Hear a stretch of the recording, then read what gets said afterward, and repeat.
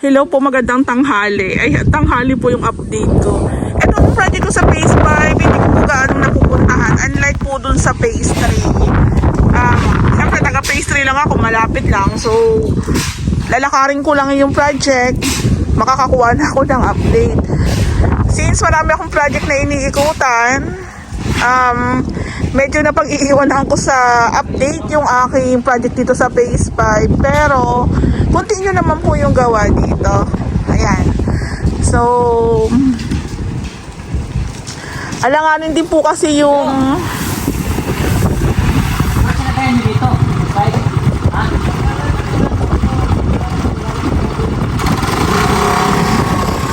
so, eto nga po, since dun sa isang unit sa phase 3 sa Agili SM is tinapos po nila yung paggawa sa pin ng pinaka-slab.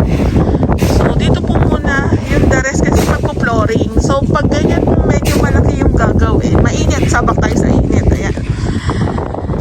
Pag medyo malakihan po kasi yung gagawin, hindi pwedeng isa, dalawang tao lang. So, napo-full force kami. At least 4-5 sila dito magtutulong-tulong mag-flooring. So, meron na rin pong mga nakalatag na tubo para po sa ating water lines. Ayan. So, etong unit ni Sir medyo mataas po yung lupa. So, kailangan po namin kayurin, bawasan. So, mapapagastos si Sir sa hakot ng lupa. Kasi kung hindi po namin yan papatagin pababa, tataas na po yung flooring dito, diba? So, eto, dito nila nilagay yung pa-drainage. Ayan, no. So, since nagbago po tayo ng, nakalimutan ko yung tawag, yung mga linya ng tubo po, plumbing po. Yung mga tubo po para sa ating lababo, gumawa kami ng sarili naming linya. Nagbago tayo ng linya. Ito na po siya. Na nakakonect naman po siya doon. Ayan. Hindi ko na makita yung ano eh. So, andito yung tubo natin na isa. Tapos doon naman po ang labas ng tubig. So, nababanggit ko na rin po sa vlog ko na in case na magkaroon ng problema, dito na lang po kami magtitingin o magsusundot.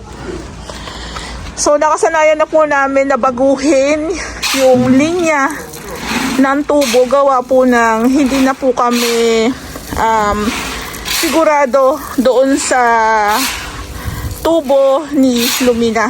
Ayan. Si Sir kasi nandito. Maganda rin na na-update din si Sir. Pupunta po kasi may-ari dito. So, nasasabihan niya sila workers kung ano yung mga gusto niyang ilagay, ipadagdag. So, napansin ko, parang nagpalagay din po sila dito ng abang ng tubig. Ayan. So, mas maganda po yung ganito. Nakakausap ni client, sila workers. Ayan po. So, last time po pala, magiging iba na yung instruction. Ay, face mask lang muna ako kasi baka maano naman ako. Yung bintana po dito, pinasarahan ni Sir kasi yung magiging pinto po ng kanilang room is dito po daw sa may dito po daw ilalagay sa may kitchen area. Ayan. So, may mga nakalatag na rin po tayong PVC na orange para po sa ating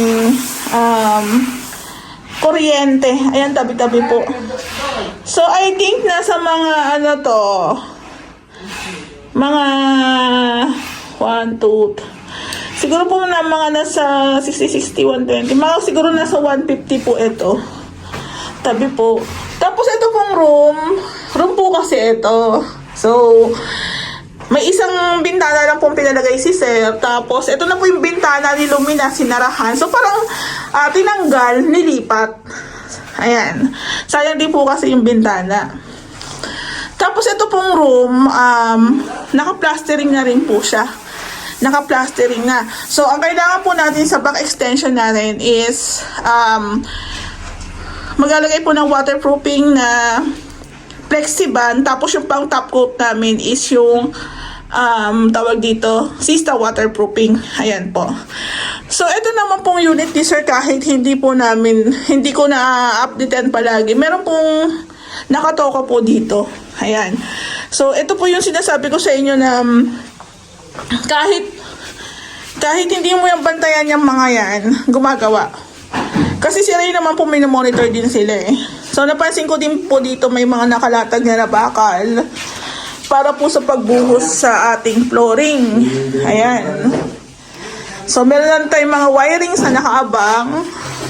So, pumupunta yung may-ari. Siguro nasabi na rin sa kanila kung saan yung pwesto yung lababo. I think dito, kasi meron na tayo ditong abang ng tubo. Ayan. So, pansinin niyo po sa diskarte o trabaho namin na plastering, tapos sunod na yung wirings, yung water lines, ayan. Tapos, flooring na tayo. Ayan. So, meron naman na tayong nakaabang na pinto dito. Molded door po yung gagamitin natin. Nabili na rin namin. Ayan. Medyo maano lang. Alikabok.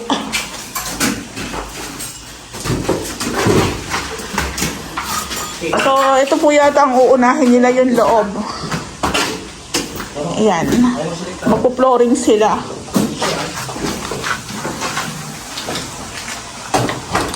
So, i-share ko lang po pala kasi sa vlog namin, napapansin lagi yung kalat. Actually, hindi naman talaga siya kalat. Ano po kasi talaga yan, mga materyales. Wala naman po kami ibang paglalagyan ng mga gamit, kundi dito lang sa loob. Kaya, minsan, mukha talagang kalat. Kalat-kalat talaga siya. Pero, mga materyales po yan, tsaka tools. Ayan. So, dito po sa taas, hindi po talaga muna kami nagpalagay ng PVC at saka PVC ceiling panels po kasi dito. Sinadya po talaga namin hindi muna maglagay ng PVC kasi matutubihan lang po talaga yan, sayang. Ayan nga po, gumawa kami ng slab ng extension. Tingnan nyo po yung dumi dito, yung alikabok. So, kung lalagyan na po namin ito ng pintura, masasayang. Kaya minsan si Ray, hinahayaan ko si Ray, kasi diskarte niya yan eh. Meron po kasi magpa-doble-doble ng gawa. Tapos, mas mahihirapan po kami maglinis. Ayan. Tapos, napansin ko po dito, okay na yung hallway grills ni sir. Ayan. So, kung mapapansin niyo po, si sir is nagpalagay po siya ng design. Ayan. So, wait lang natin yung instruction nila kung ano po yung magiging pintura. Ayan po. So, since marami nag-react na hindi namin nilalagyan ng space dito or nakadikip yung grip, ayan na po. Kami naman po, basta maayos naman po yung suggestion, yung comments, okay naman po. Willing naman po kami makinig. Diba? Shala rin po talaga eh. So, sa taas po, ang gagawin na lang po namin dito, more on pintura, ceiling, PVC ceiling panels, pag-install ng mga accessories. Tapos, si sir po kasi is magpapagawa rin siya ng built-in cabinet. At the same time, magpapa-additional works po ata si sir ng bed frame. Kasi yung mga bed frame po na nabibili is standard size. So, ang gusto ni sir, kami na lang daw ang gumawa. So, nakaka-excite din na, ayun nga po, kasi maliit lang po yung Angelic Townhouse po kasi ito, maliit lang po talaga yung floor area nila. So, I think nasa 18 something lang. 18 SQM lang yung taas. So, imagine, ilan lang po yung sukat niyan. So, hindi naman po pwedeng pahaba natin yung bed frame. Wala na pong gagalawan. So, ang mangyayari po siguro niyan, ay yung bed frame natin simula po doon ang sukat, papunta po doon. Yun po yung magiging sukat niya. Nakapix na siya, nakapix na. At least yung space po dito papunta po dito sa may space na to para sa ating cabinet. Makakagalaw ng maayos, di ba po? Ayan. So, ito po yung ilalagay namin sa taas ng poste. Ito na, dinala ko na po, sir. Sa mga susunod na araw, si Kuya Choa na lang bahala dyan kasi siya naman ang gagawa niya. Ilalagay po yan sa taas ng poste. Ayan, picturean ko na. Same lang po dito sa kabilang room. Magpapa-customize sila. Kasi nga kung isang haba na dito na. So, makipot. Kailangan talaga pag ganito po yung space, is kailangan po talaga customize. Ayan. So, kaya naman, depende rin naman po sa pag-uusap. Tapos, ito po yung slab na nabuhusan na nila. Natuyo na rin po siya. Mga siguro 3 weeks ago na rin po to. Ayan. Ang minimum po na pagtanggal ng baklas, pagtanggal po ng pinakatawag dito, tukod, is nasa 2 weeks po. Pero ang pinaka-maximum po is 28 days. Ayan.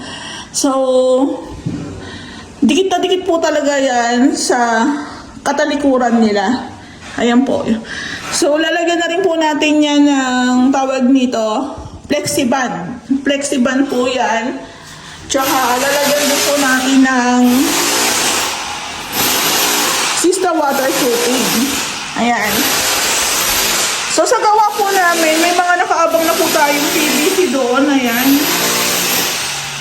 Tapos, ito po yung sa pasingawan po ng bathroom. Tataasan pa po natin yan kasi baka naman abutin ng daga yan, di ba? Diyan pa pumasok yung daga. Ayan po. So, ito pong unit ni sir. Naka-flat na po ito. Final paint na lang po ang hinihintay. Final paint na lang. Nakakabit na rin po pala yung 2 pinto. Ayan. Nakakabit na po pala yung 2 pinto. O, diba?